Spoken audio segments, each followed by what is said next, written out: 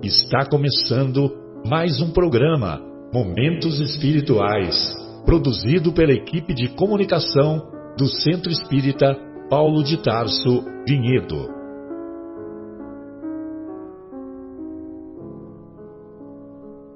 Se guardas contigo o estigma do sofrimento, indagando pela solução dos velhos problemas do ser e da dor, se percebes a nuvem que prenuncia a tormenta e o vórtice traiçoeiro das ondas em que navegas, vem conosco, estudemos a rota de nossa multimilenar romagem no tempo, para sentirmos o calor da flama de nosso próprio espírito, a palpitar, imorredouro na eternidade, e acendendo o lume da esperança, perceberemos juntos, em exaltação de alegria, que Deus, o Pai de infinita bondade, nos traçou a divina destinação para além das estrelas. Marchemos. Há mistérios peregrinos no mistério dos destinos, que nos mandam renascer. Da luz do Criador nascemos, múltiplas vidas vivemos, para a mesma luz volver. Buscamos na humanidade as verdades da verdade, sedentos de paz e amor, e em meio aos mortos vivos, somos míseros cativos da iniquidade e da dor. É a luta eterna e bendita em que o espírito se agita na trama da evolução. Oficina onde a alma presa forja a luz, forja a grandeza da sublime perfeição. É a gota d'água caindo no arbusto que vai subindo, pleno de seiva e verdor. O fragmento do estrume que se transforma em perfume na corola de uma flor. A flor que, terna, expirando, cai ao solo fecundando o chão duro que produz, deixando um aroma leve na aragem que passa breve nas madrugadas de luz. É a rija bigorna, o malho, pelas fainas do trabalho, a enxada fazendo pão, o escopro dos escultores, transformando a pedra em flores, em carraras de eleição. É a dor que através dos anos, dos algozes, dos tiranos, anjos puríssimos faz, transmutando os neros rudes em arautos de virtudes, em mensageiros de paz. Tudo evolui, tudo sonha, na imortal ânsia risonha de mais subir, mais galgar. A vida é luz, esplendor, Deus somente é o seu amor, o universo o seu altar. Na terra, às vezes se acendem radiosos faróis que esplendem dentro das trevas mortais. Suas rútilas passagens deixam fulgores, imagens em reflexos perenais. É o sofrimento do Cristo, portentoso jamais visto no sacrifício da cruz, sintetizando a piedade e cujo amor a verdade nenhuma pena traduz. É Sócrates e a cicuta, é César trazendo a luta tirânico e lutador, é Celine com sua arte ou o sabre de Bonaparte, o grande conquistador. É Anchieta dominando, a ensinar, catequizando o selvagem infeliz. É a lição da humildade, de extremosa caridade do pobrezinho de Assis. Oh, bendito quem ensina, quem luta, quem ilumina, quem o bem e a luz semeia nas fainas do evoluir, terá a aventura que anseia nas sendas do progredir. Uma excelsa voz ressoa, no universo inteiro ecoa, para a frente caminhai, o amor é a luz que se alcança tende fé, tende esperança, para o infinito marchai. Da obra Parnaso de Além Túmulo, página psicografada pelo espírito de Castro Alves, através do nosso querido Chico Xavier. Como dissemos no início, o nome do poema é Marchemos. Hoje estamos iniciando mais uma edição do programa Momentos Espirituais, programa que estamos na companhia do nosso querido Leandro, do nosso querido Guilherme, e estudaremos um trecho inicial do capítulo Introdução da obra O Evangelho segundo o Espiritismo. Hoje é 24 de janeiro de 2020 e na segunda parte do programa estudaremos o capítulo 20 da obra Boa Nova, capítulo intitulado Maria de Magdala, que conta com detalhes o encontro do Mestre com Maria Madalena. Muito bem, e nesse capítulo inicial vamos discutir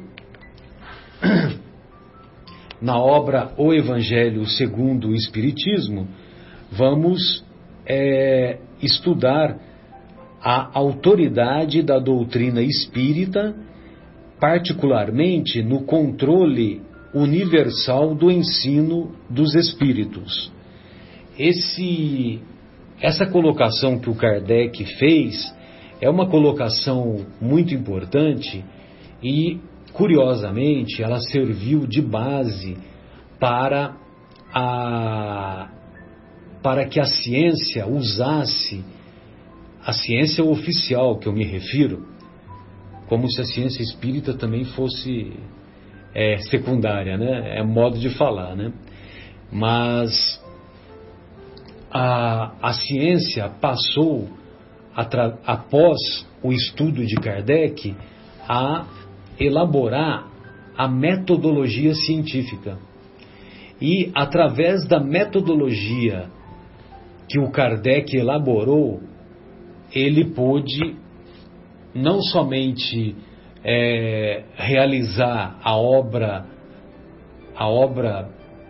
monumental intitulada O Livro dos Espíritos, como também, como dissemos, serviu de base para os estudos científicos que passaram a ser realizados depois.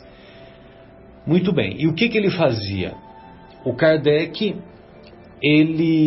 a partir do momento que ele se convenceu que, através da manifestação das mesas girantes, das mesas que dançavam nos elegantes salões de Paris da metade do século XIX, que tornou-se uma verdadeira coqueluche, as pessoas se reuniam em alguns locais, às vezes nas casas de algumas pessoas mais conhecidas, e formando verdadeiros encontros, verdadeiros saraus. E nesses encontros, eles evocavam os espíritos, e os espíritos se manifestavam através da ação das mesas girantes. E o Kardec, após relutar durante 2 anos ao convite que lhe havia sido feito, ele acabou anuindo a um convite que foi feito por um dos amigos dele, amigo de confiança, e aí, através do questionamento que ele fez às mesas e das respostas que vieram, ele percebeu que havia um efeito inteligente por trás daquelas manifestações aparentemente pueris, aparentemente infantis, que eram protagonizadas pelas mesas. Então, ele fez algumas perguntas, e essas perguntas deixaram claro para ele que havia por trás daquelas respostas um efeito inteligente, uma manifestação de uma inteligência. E essa inteligência mostrou-se que era a manifestação de pessoas que haviam desencarnado. E essas pessoas davam detalhes, davam informações que foram comprovadas depois, e informações que mesmo pessoas envolvidas na história não tinham conhecimento. Ou seja, era a prova intelectual da imortalidade da alma através de um efeito físico. Porque ele consultava as mesas girantes através da combinação, da elaboração de um alfabeto. Ou seja, se a mesa desse um toque no chão, era a letra A, 2 toques, letra B, e assim por diante. Então, quer dizer, foi combinado de se fazer um alfabeto. E ligando essa combinação, saíam palavras inteligentes. Evidentemente que isso chamou a atenção do Kardec, e depois os próprios espíritos, lógico que no começo esse processo era demorado, depois os próprios espíritos, com o passar da vivência nas reuniões, disseram que se adaptasse uma cesta a um lápis, que os espíritos poderiam escrever. Então, instalou-se as primeiras manifestações da psicografia. Então, um lápis era colocado, vamos dizer assim, adaptado a uma cesta, e os médiums, as pessoas que estavam em volta, e evidentemente que precisava de um médium, as pessoas seguravam aquela cesta, e a manifestação dos efeitos físicos, a cesta, através da manifestação do lápis, a cesta começava a escrever. A cesta começava a escrever. E aí, dessa maneira, o Kardec pôde elaborar as perguntas com maior rapidez. Agora, aonde está a metodologia que foi proposta pelo nosso querido Kardec? A metodologia que foi proposta, foi bolada e foi executada, ela está que ele escrevia cartas fazendo as perguntas para vários locais que ele tinha conhecimento que havia essas reuniões, que vamos chamar de reuniões espíritas. As mesmas perguntas. As mesmas perguntas. Então, ele fazia lá, o que é Deus? Aí, essas perguntas eram endereçadas a várias dessas reuniões espíritas. Não só em Paris, como nas cidades vizinhas, e também em outras localidades fora da França. E essas respostas, imagine, né, vinha de correio, né? E naquela época não havia e-mail, não havia WhatsApp, não havia nada disso. E o correio naquela época também era a cavalo, né? Ainda era a cavalo. O trem começou em 1820, né? Talvez já tivesse alguma coisa de trem, né? Lá em Paris é possível que já tivesse. Mas também tinha muitas deficiências, mesmo que já houvesse, né? Será que já tinha trem? É capaz que sim, né? Pode ser que já tenha... Porque em 1849 já tinha trem lá nos Estados Unidos, né? O 49ers, o nome 49ers é por causa disso, né? Quando os conquistadores do Oeste chegaram lá em São Francisco, né? Os 49ers do futebol americano. Muito bem. E aí, então, ele mandava as perguntas para várias dessas reuniões. O João que deve saber, né? O nosso querido João deve saber, né? Quando começou a ferrovia, né? No nosso planeta, né? Muito bem. Mas aí ele mandava as perguntas e aí depois ele confrontava as respostas. E aí ele percebeu que as respostas eram as mesmas. Deus é a inteligência suprema do universo, causa primária de todas as coisas. Que inclusive ele colocou como a primeira pergunta na obra O Livro dos Espíritos. E assim ele foi elaborando os seus estudos, foi elaborando as perguntas com seriedade, perguntas voltadas para aspectos da filosofia, para aspectos da religião, para aspectos da sociologia, para aspectos das mais variadas áreas do conhecimento daquela época. E as respostas confrontadas mostravam-se muito semelhantes. Dessa maneira, ele elaborou esse pensamento, ele chegou à conclusão que havia um controle universal do ensino dos espíritos.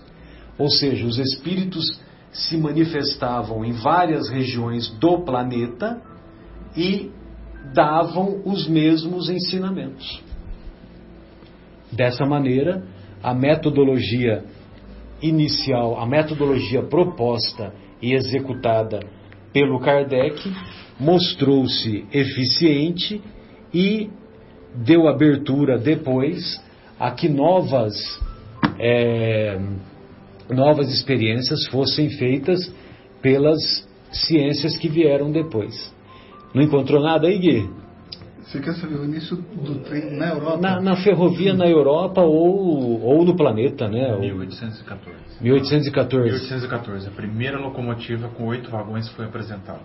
Então, 1814. Agora, então, em 1850, que é a época que o nosso querido Kardec vivenciou, né, as experiências, por volta de 1855, então, nessa época, é possível que já houvesse correio. O Sedex era por trem.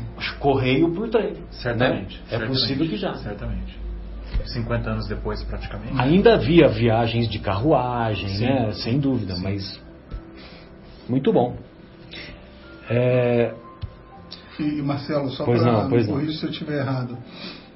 Pelo menos pelo que eu lembro do filme, aliás, quem estiver nos ouvindo aí, vale a pena assistir o filme. Hoje eu sei que está no Netflix, mas certamente ainda que saia do Netflix vai continuar no YouTube, para qualquer um poder assistir.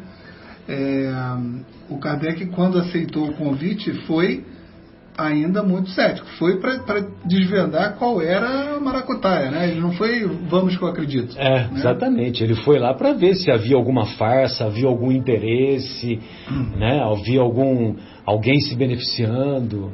Então, o filme deixa bem claro isso, né? Ele até, num determinado momento, você lembra que ele tira uma tábua lá do chão, né? Para ver se havia algum cabo de aço, alguma coisa assim. Porque, né? Em paralelo aos eventos que de fato aconteciam por causa dos espíritos, havia gente também se beneficiando através de farsas, né? Da malandragem. Né? Da malandragem, com linha de nylon para ninguém ver e tudo mais. Então aquilo tudo estava acontecendo e ele, como um bom cientista, acreditava que tudo então era uma farsa. Então ele foi bem cético na visitação dele, né? Exatamente. É muito bacana, né? Há um livro chamado As Mesas Girantes e o Espiritismo que conta mais detalhadamente, né, tudo isso. Quem que é? Acho que é Henri Sauce. Tá. Henri Sauce que escreve-se, mas eu não tenho certeza, teria que dar uma pesquisada. Mas ele dá As Mesas Girantes e o Espiritismo. Vale a pena, né? Então dá mais detalhes dessa história, embora o Kardec também conta na obra Obras Póstumas, também há muitos relatos, né, inclusive de como foram os convites feitos pelo Kardec e até chegar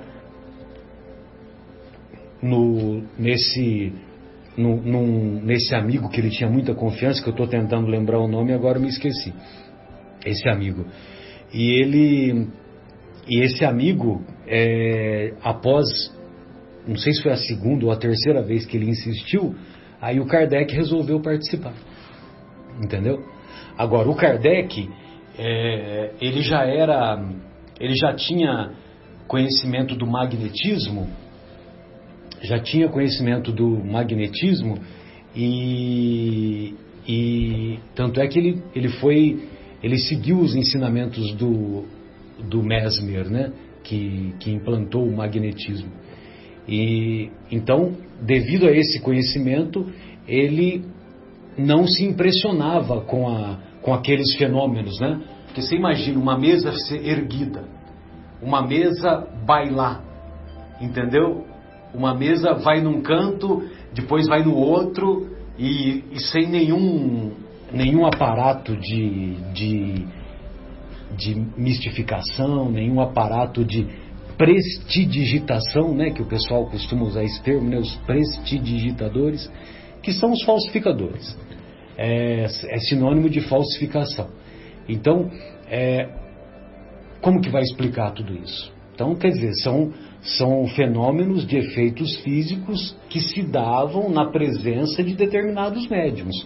Os médiuns, sem o saberem, doavam os fluidos para que aqueles fenômenos pudessem ocorrer.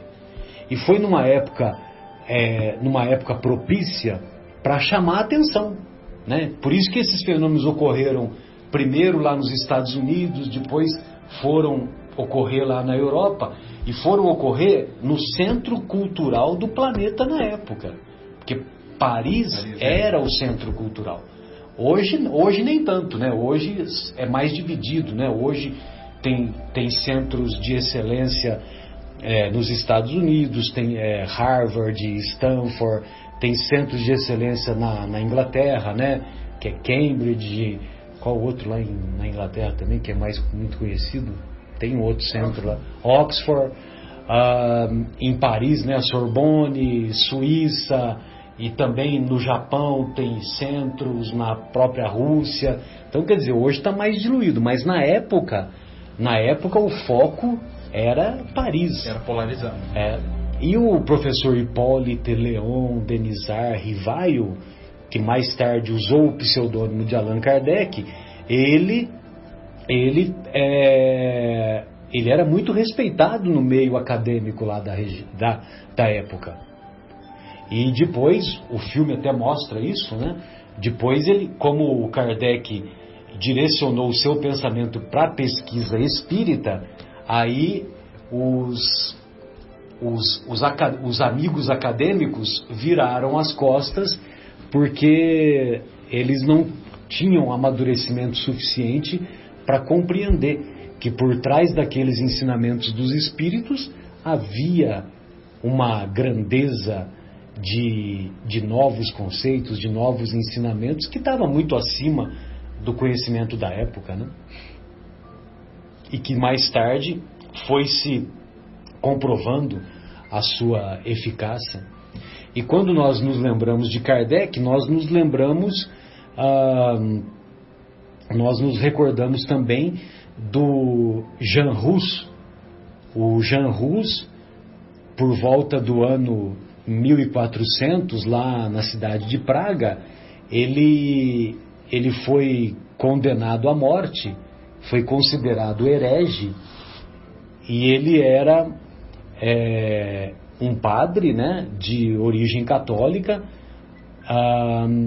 e ele lutou muito para que as missas fossem realizadas na língua local, para que o ensinamento de Jesus fosse mais facilitado para aqueles corações que iam assistir à missa.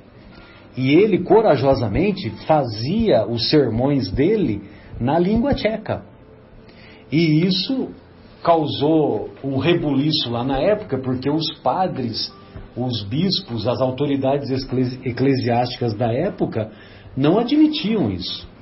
Não admitiam que esse conhecimento fosse compartilhado com as pessoas mais simples, as pessoas mais puras. Eles ensinavam, preconizavam que a missa deveria continuar sendo em latim. E, além disso, ele tinha muitas obras de caridade, muitas obras de realmente ajudar o próximo, ajudar as pessoas que necessitavam, e isso, evidentemente, que feriu os interesses eclesiásticos da época, culminando com denúncias falsas para que ele fosse considerado herege e depois julgado e condenado, culpado, a morrer numa fogueira. Foi queimado vivo. Foi queimado vivo. Lá na cidade de Constança, se não me engano, foi em Constança. Que é na Alemanha hoje, não é isso? Constança pertencia ao Império Romano Germânico, Alemanha hoje. Alemanha, exatamente. Hoje seria a Alemanha. Exatamente. E aí o nosso querido Jean Hus, quando ele está lá sendo, um pouco antes de começar as labaredas a consumi-lo, um pouco antes, ele certamente deve ter tido um êxtase, e ele diz: hoje vocês queimam o pato. Jean Hus. Hus significa pato na língua tcheca. Hoje vocês queimam o pato, mas logo virá os cisnes que essas labaredas não alcançarão. Os cisnes representam simbolicamente os benfeitores espirituais. E os benfeitores espirituais, as labaredas nada provocam. Nada. Então, lógico que dá a impressão que quando a gente diz, né, quando Kardec coloca a autoridade da doutrina espírita, dá a impressão que falta humildade, que falta, ou melhor, que a doutrina espírita, usando esse argumento, usando esse conceito, ela se mostra assim, com uma arrogância, né? A doutrina espírita, né? Imagina a autoridade da doutrina espírita, né? Mas trata-se de uma autoridade moral, trata-se de um ensinamento que vem das esferas superiores da imortalidade, das esferas superiores do mundo espiritual, e uma vez que esses ensinos vêm dessas esferas, realmente elas são portadoras de mensagens muito sólidas, né? De mensagens caracterizadas por uma filosofia, por uma argumentação lógica, raciocinada, baseada na razão, e que mostra que a razão e a fé podem sim andar juntas. A fé raciocinada, ela não há nada de mal nela. Pelo contrário, a fé raciocinada, ela dá um sentido à vida, ela dá um sentido a você se manter caracterizado pela esperança. Quando nós não temos esperança, a vida perde o sentido. O homem que não tem esperança, ele não tem nada. Ele não tem nada. Não tem nada. E quando nós estudamos detidamente os ensinos que os benfeitores espirituais trazem, nós temos o coração preenchido pela esperança. Então, por exemplo, nós colocamos essa poesia do Castro Alves. Imagine você, o Chico Xavier, que muitos hoje aceitam e compreendem que é a reencarnação de Kardec, e eu também partilho desse pensamento, mas nem é esse o nosso objetivo, porque nós não queremos polemizar nada. Mas o Chico Xavier, o maior médium que se tem notícia, todas as mediunidades, todas as faculdades mediúnicas que você imaginar, ele era portador. Desde a psicofonia, que nós vemos com frequência no nosso dia a dia das atividades do Centro Espírita, até a materialização de espíritos. Quem participou daquelas sessões luminosas de materialização, as pessoas que participaram ficaram impressionadas ao ver o Emmanuel praticamente em carne e osso, utilizando-se das emanações fluídicas, como é que chama lá? Do ectoplasma, que o nosso querido Chico Xavier doava em quantidade esbanjadora, né? Vamos dizer assim, né? E então, todas as faculdades mediúnicas, Chico Xavier era portador. Por exemplo, quem conviveu com o Chico, sabia que quando ele olhava para você, ele cumprimentava você, Leandro, chamando-o pelo nome. E ele dizia que ele, quando olhava para uma pessoa, ele lia o nome da pessoa na testa da pessoa. Entendeu? Então ele chamava as pessoas pelo nome, mesmo encontrando aquela pessoa pela primeira vez na vida, né? Ou naquela vida, né? Ele tinha psicografia de receitas de medicamentos, né? Então as pessoas mandavam cartas para ele. Aí lá em Pedro Leopoldo, durante muitos anos, durante décadas, antes de começar as sessões mediúnicas, 1 hora antes ele fazia a psicografia de receituário. Então, às vezes o Bezerra de Menezes, outras vezes outros benfeitores espirituais, de acordo com as cartas recebidas, faziam a psicografia de receituário. E quantos testemunhos não há de pessoas que foram beneficiadas por esse receituário?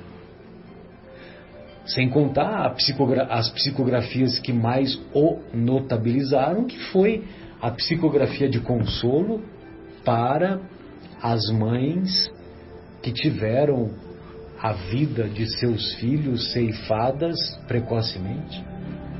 Quantas famílias não tiveram a sua dor minorada, a sua dor iluminada, compreendida através dos relatos da psicografia das pessoas que antecederam no mundo espiritual os familiares que aqui deixaram, e dando detalhes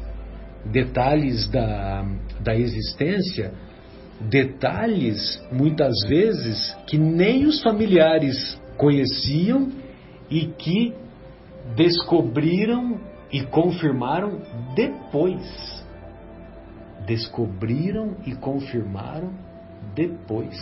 Então, quer dizer, quer prova maior da imortalidade do que isso? Então, eu estou dizendo tudo isso para explicar que uma mediunidade como a que o nosso querido Chico Xavier teve, ele começou a carreira mediúnica, a carreira de psicografia, através de uma obra chamada Parnaso de Além Túmulo. E essa obra, Parnaso de Além Túmulo, não foi à toa que ela foi conhecida, que ela foi programada pelos benfeitores espirituais para que fosse a primeira obra. Então, por isso que nós hoje optamos em escolher esse poema do Castro Alves já no mundo espiritual, fazendo esse belíssimo poema. E quando os estudiosos confrontam os poemas psicografados pelo Chico com os poemas que eles, os poetas, escreviam quando encarnados, então fica nítido que os estudiosos reconhecem de quem é o poema, pelo estilo literário e pelo estilo da poesia. A mesma linha, né? A mesma linha de raciocínio e a mesma linha métrica, a mesma linha do formato, enfim. E já naquela época dava para tirar essa prova dos 9. Né? Sim. Então por isso nos anos 30, né? Que a obra é de 31 ou 32. Né? E como já é a escrita de espíritos desencarnados, os especialistas puderam comparar, e não é um nem dois, são dezenas, né? Então puderam comparar e ver que realmente assim, havia alguma coisa ali. Não é possível que uma pessoa semi-analfabeta pudesse psicografar belamente, inclusive utilizando o estilo de cada uma daqueles escritores, né? Mantendo a individualidade. Exatamente. Porque nas obras que vieram... E de dezenas, né, de escritores. De dezenas. No Parnaso é dezenas, né? Se fosse, eu fico pensando, né, a gente que gosta de ouvir o Geraldinho com o podcast dele. Sim. Um abraço, Geraldinho. Aquela história há 2000 anos, onde Chico narra uma passagem que fala das ruas de mármore. Paulo Estevão. Sim, Paulo Estevão. Em Paulo Estevão? É, Paulo Estevão. Que fala das ruas de mármore, se fosse... E na época muita gente criticou, né? Aonde que era? Em Pompeia? As ruas centrais de Corinto. De Corinto? Então é isso, era das escavações que descobriram as ruas de mármore lá? Então, é que é o seguinte, na década de 70, no comecinho dos anos 70, final dos anos 60, escavadores de enciclopédia bíblica, de arqueologia bíblica, eles estavam pesquisando e escavando a Corinto Antiga. E lá eles descobriram que as ruas centrais eram de mármore.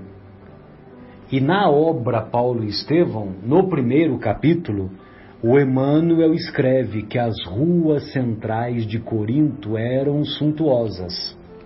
Entendeu? Então, quando o Emmanuel escreve que as ruas centrais de Corinto eram suntuosas, ele não está enfeitando o pavão, ele está dando uma informação.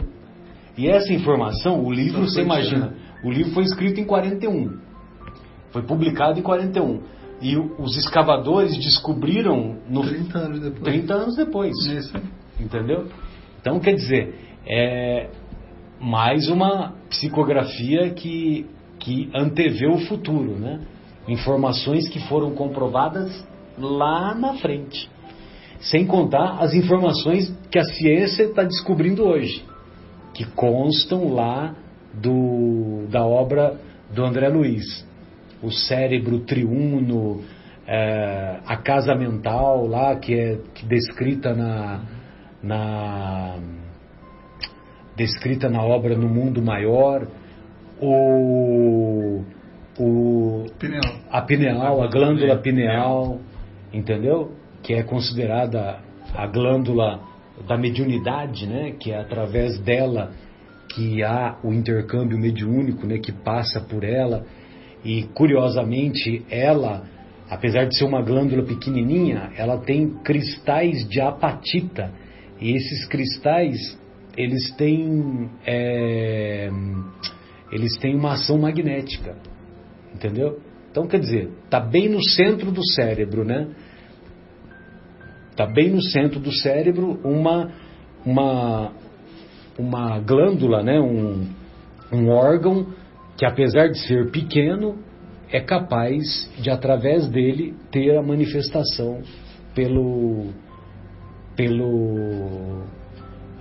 fenômeno mediúnico. E outra coisa também, Guilherme, Leandro, amigos, é essa descoberta recente da importância da poesia como método preventivo para o Alzheimer, né? Os pesquisadores da neurociência, eles nos ensinam que é importante nós ocuparmos, não nos preocuparmos, mas nos ocuparmos com várias atividades. E após os 50 anos, nós podemos fazer isso ao longo da vida, mas após os 50 anos, vale a pena nós nos esforçarmos em aprender uma nova língua, nos esforçarmos em aprender um instrumento musical, nos esforçarmos com outras atividades laborativas e principalmente a poesia, porque a poesia ela permite com que novas conexões nervosas se deem no nosso cérebro. Porque quando você declama uma poesia, o cérebro ele não sabe se é música e não sabe se é texto. Porque a poesia não é música e não é texto. Ao mesmo tempo é texto e ao mesmo tempo é música. Só que quando você está declamando, o cérebro fica meio perdido. E aí ele busca as informações. E nessa de buscar as informações, para se é texto ou se é música, se é texto ou se é música, só o fato de declamar, você amplia essas conexões, entendeu? Então por isso que essa semana eu decidi que eu vou declamar poesia mesmo no silêncio, né? Mas vou dedicar alguns momentos do meu dia para fazer a declamação de poesia, né? Não apenas o poema da gratidão, né? Aquela oração da gratidão do Divaldo, né? E dessa maneira você se depara com esses conhecimentos, né? E olha só que interessante, o Alzheimer, né? Essas doenças degenerativas do cérebro, elas vão com o conhecimento atual. Imagine, né? Mais e mais pessoas do nosso planeta vão ultrapassar os 80 anos de idade. Vão ultrapassar 80, 90 anos. E não adianta você ultrapassar os 80, 90 anos e pertencer ao livro dos mortos, né? Porque tem muitas pessoas, e eu desejo de coração que não seja nenhum de nós e não seja também nenhum dos estimados ouvintes, mas é muito triste a gente acompanhar pessoas queridas que muitas vezes passam 10, 15, 20 anos em clínicas de recuperação ou em clínicas ou em casa, muitas vezes sendo assistido ou assistido de maneira deficiente, ou lá num canto da casa, lá sendo muitas vezes um peso, não só para aquela família que cuida mais próxima, como também para os demais familiares. Então por isso que eu digo simbolicamente que pertence ao livro dos mortos, né? Ou seja, a pessoa está desconectada. É lógico que é uma experiência que serve de aprendizado para aqueles familiares, e nós devemos nos esforçar para continuar transferindo todo o amor, toda a consideração que esses nossos irmãos merecem. Mas não deixa de ser uma situação muito infeliz. Afinal de contas, esses nossos irmãos encontram-se desconectados. Eles estão vivendo apenas pela fisiologia, né? De respirar, comer e fazer as suas necessidades. Então, como cada vez mais a população de idosos irá aumentar, então vamos nos esforçar para chegar na velhice de maneira mais saudável. E a poesia contribui muito com isso. Né? Muito bom.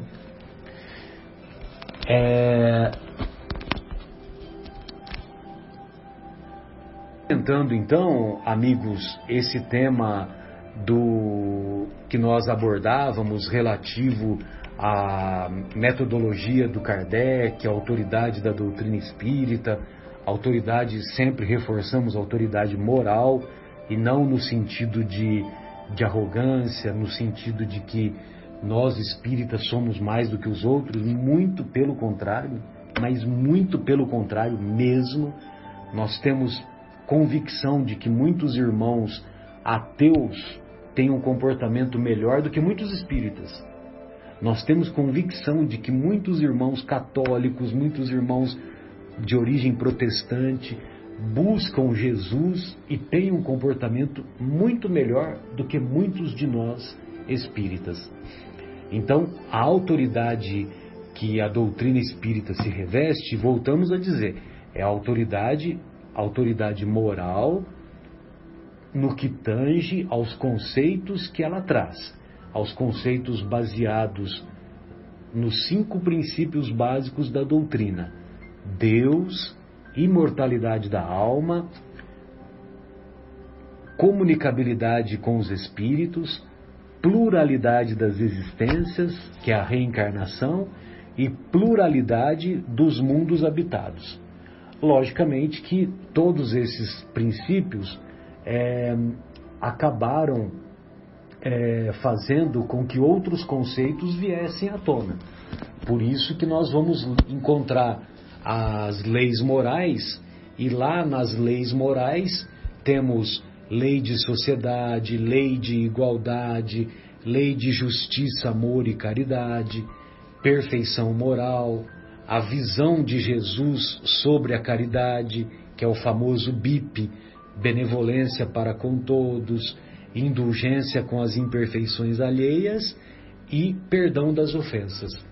Então, tudo isso contribui para que nós, cada um de nós, seja capaz de fazer a viagem mais curta e mais importante que todos temos que realizar em nossa existência. Essa viagem é a viagem para dentro de nós mesmos. É a viagem mais curta, mais profunda e que temos nos negado insistentemente a fazer. Bem, lá na obra Vivendo o Evangelho, relativo a esse tema, nós vamos encontrar a mensagem Revelação Espiritual. E o André Luiz assim se expressa: Allan Kardec alicerçou a codificação espírita na universalidade do ensino dos espíritos, cujas instruções foram recebidas por diversos médiuns em diferentes pontos geográficos. Você vê que o André Luiz é imbatível, né? Em uma frase, né? Uma frase, Guilherme Leandro, ele resumiu tudo que eu fiquei falando aqui. Entretanto, atualmente e em várias ocasiões, o método kardeciano tem sido olvidado, tem sido esquecido. E o meio doutrinário toma conhecimento de revelações espirituais que não passam pelo crivo da razão. Tá vendo? Por isso que temos que ter cuidado, né? Se um conceito novo aparece, esse conceito tem que fazer parte, temos que encontrar esse conceito em diferentes pontos e na mesma época. Aí sim, ele é, vamos dizer assim, ele está coerente com o ensino, com a universalidade do ensino dos espíritos. Então aí continua o André Luiz: discute-se o socorro magnético e o simples passe é desfigurado. Simples passe, né? O passe da imposição das mãos. Detalha-se a vida no além e sem respeito ao bom senso. Comenta-se a reencarnação e com revelações inoportunas. Estuda-se a evolução da alma e as contradições se amontoam. Afirma-se a influência obsessiva e a irresponsabilidade é o critério. Descreve-se o plano espiritual e os dados agridem a realidade. Falam-se de outros mundos e a descrição beira o ridículo. Relata-se a sensação no perispírito e as notícias não resistem à crítica. Por exemplo, tem um capítulo no Livro dos Espíritos que eu tenho certeza que muitos de nós só lemos uma vez e lemos de passagem, que é aquele capítulo referente às sensações dos espíritos. Então tem todo o ensaio teórico, o Kardec até coloca assim, ensaio teórico da sensação dos espíritos. E muitos de nós nunca lemos, nunca estudamos e queremos dar palpite. Se o espírito sente frio, se sente dor, se sente calor, se sente isso, se sente aquilo. Tais revelações espirituais semeiam confusão no ambiente espírita, à medida que são aceitas por adeptos e instituições, sem a prudência da análise criteriosa. A garantia do Espiritismo está na universalidade do ensino dos espíritos, mas também no discernimento do espírita diante da comunicação mediúnica. E nós podemos dizer que esse cuidado o Kardec teve. O cuidado de observar através da linguagem dos espíritos, ele soube, como ninguém, reconhecer quando um espírito tinha uma linguagem superior, quando um espírito tinha uma linguagem inferior, uma linguagem que queria apenas, como é que se diz, né? Tornar bonito o pavão, né? Enfeitar o pavão, né? Vamos dizer assim. E, na verdade, não tinha um conteúdo mais profundo. Né? Gostariam de comentar mais alguma coisa? Podemos encerrar? Então eu gostaria de deixar um abraço carinhoso à nossa querida Rita de Cássia, que sempre nos atende com gentileza aqui no posto de gasolina ali do Trevo, né? Sempre esqueço aquele trevo, aquele Estrela do Trevo, uma coisa assim, né? Aqui quando a gente desce a estrada da Capela, um pouquinho antes do pontilhão que passa na Anhanguera. E dessa forma nós encerramos a primeira parte do nosso programa e retornaremos em seguida.